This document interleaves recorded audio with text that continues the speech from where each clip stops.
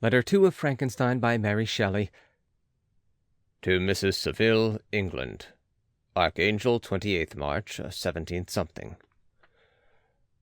How slowly the time passes here, encompassed as I am by frost and snow. Yet a second step is taken toward my enterprise. I have hired a vessel, and am occupied in collecting my sailors. Those whom I have already engaged appear to be men on whom I can depend, and are certainly possessed of dauntless courage. But I have one want which I have never yet been able to satisfy. In the absence of the object of which I now feel as a most severe evil. I have no friend, Margaret. When I am glowing with the enthusiasm of success, there will be none to participate in my joy. If I am assailed by disappointment, no one will endeavour to sustain me in dejection. I shall commit my thoughts to paper, it is true, but that is a poor medium for the communication of feeling. I desire the company of a man who could sympathize with me, whose eyes would reply to mine.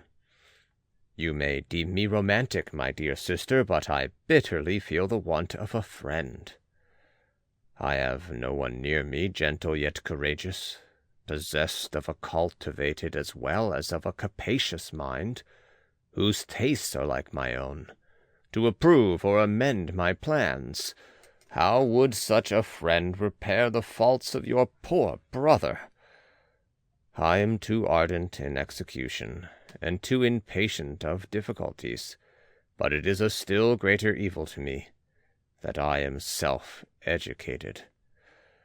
For the first 14 years of my life I ran wild on a common, and read nothing but our Uncle Thomas's books of voyages.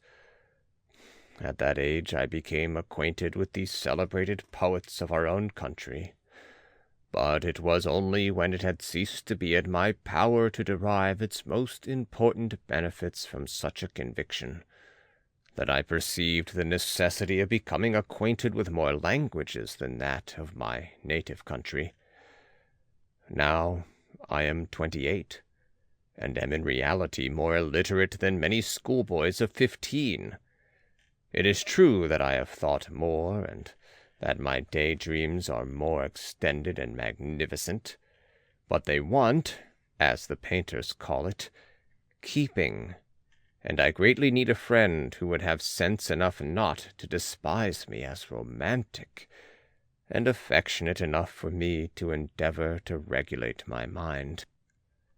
Well, these are useless complaints.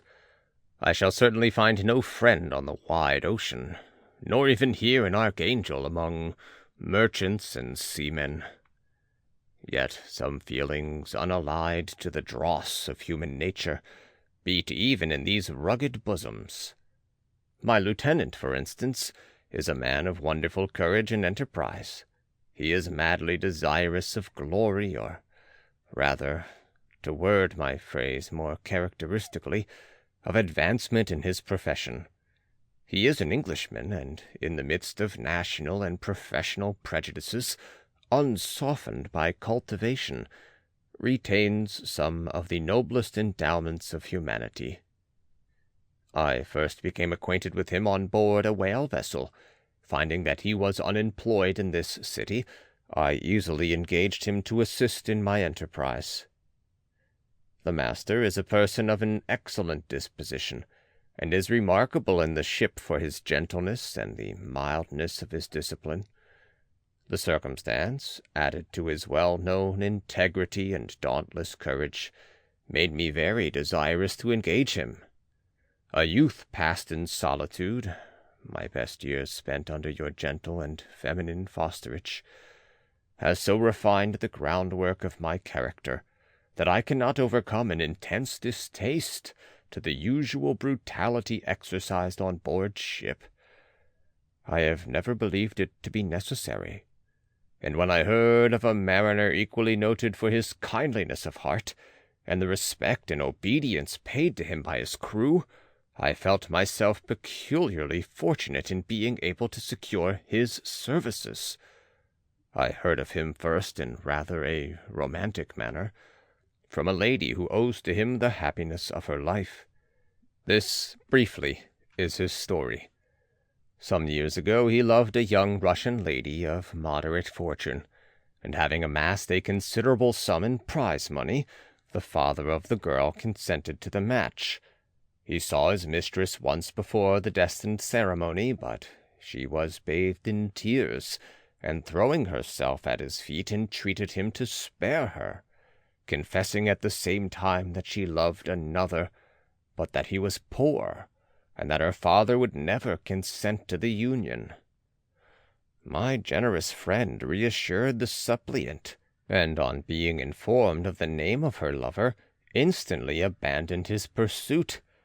He had already bought a farm with his money on which he had designed to pass the remainder of his life, but he bestowed the whole on his rival, together with the remains of his prize money to purchase stock, and then himself solicited the young woman's father to consent to her marriage with her lover.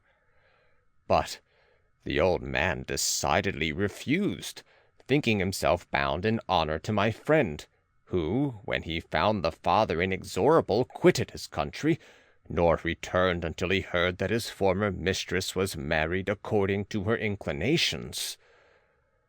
What a noble fellow, you will exclaim. He is so. But then he is wholly uneducated.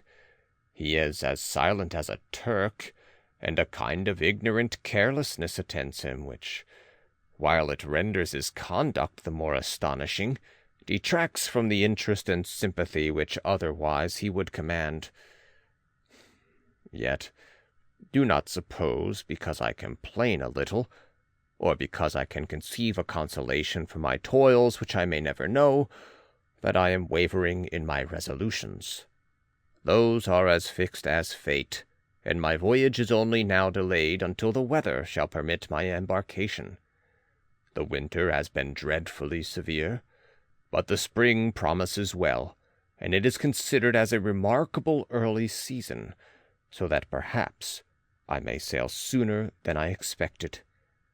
I shall do nothing rashly. You know me sufficiently to confide in my prudence and considerateness whenever the safety of others is committed to my care. I cannot describe to you my sensations on the near prospect of my undertaking. It is impossible to communicate to you a conception of the trembling sensation, half pleasurable and half fearful, with which I am preparing to depart. I am going to unexplored regions, to the land of mist and snow, but I shall kill no albatross.